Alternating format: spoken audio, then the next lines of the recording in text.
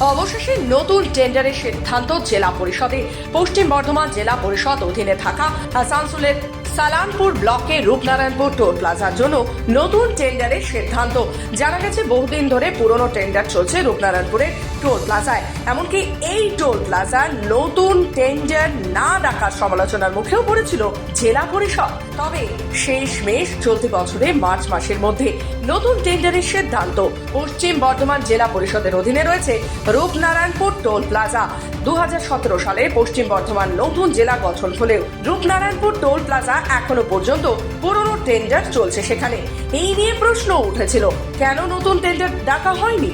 অবশেষে 2025 সালের মার্চ মাসের মধ্যেই নতুন টেন্ডার প্রক্রিয়া করা হবে বলে জানিয়েছেন পশ্চিম বর্ধমান জেলা পরিষদের সভাধিপতি বিশ্বনাথ বাউরি। রূপনারায়ণপুর টোলটাকে আমরা টেন্ডার করার জন্য অ্যাকচুয়ালি এর আগেও কোনোদিন আমাদের টেন্ডার প্রসেস আমাদের জেলা পরিষদ কোনোদিন করেনি। সুতরাং কিভাবে হয়, কাগজপত্র কেমন হয়, রেট কিভাবে রিসিভ করা যায়, সেটা আমাদের আননোন, আমরা জানতাম না। তো সেটা আমাদের ডিএম সাহেবের নেতৃত্বে আমার চেয়ারম্যানশিপে একটা কমিটি হয়েছে আমাদের, যেখানে সমস্ত আমাদের যেমন পিডব্লিউডি অফিসার আছে, এনএচএর অফিসার আছে, আমাদের ডিস্ট্রিক্ট ইঞ্জিনিয়ার আছেন, আমাদের ফিনান্স কন্ট্রোলার সাহেব আছেন, এডিএম আছেন, এবং আমি চেয়ারম্যান সেটার। সেই আমরা মিটিং করে আমরা একটা এজেন্সিকে ওখানে রিক্রুটমেন্ট করেছিলাম গাড়ির অ্যানালিসিস করার জন্য, যে একদিনে কত গাড়ি আসতে পারে, মোটামুটি কি ধরনের গাড়ি আসছে, কত গাড়ি আসছে, তার রেট কত হতে পারে।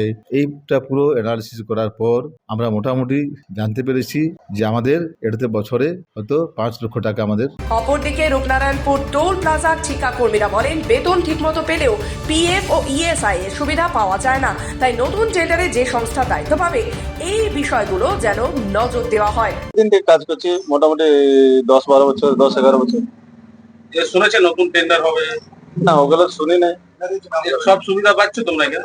হ্যাঁ, পাচ্ছি, মোটামুটি ঠিকই পাচ্ছি। না, ওগুলো না।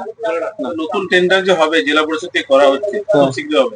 নতুন টেন্ডার যে পাবে, কি দাবি করছো তোমরা? আমরা ওই কাজের দাবি করবো। সুবিধা যেগুলো